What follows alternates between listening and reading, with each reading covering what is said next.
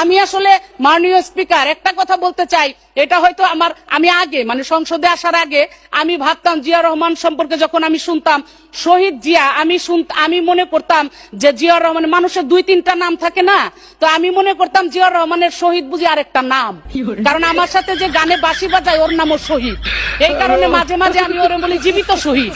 তো এখন আমি মনে করতাম যে জিয়া রহমানের এটা বুঝি একটা নাম, কারণ শহীদের একটা সংজ্ঞা সেটা হাদিস কোরআনের মধ্যেও আছে, সব জায়গাতেও আছে। যিনি দেশের জন্য জীবন দেন, যিনি ইসলামের জন্য যুদ্ধ করে জীবন দেন, তিনি হলেন শহীদ। কিন্তু জিয়াউর রহমান কোন যুদ্ধে গিয়ে শহীদ হয়েছে এটা আমার জানা নাই মাননীয় স্পিকার। আমি দেশ বিদেশে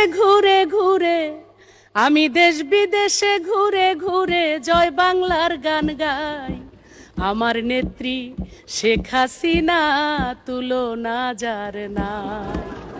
একটা ভুলের কারণে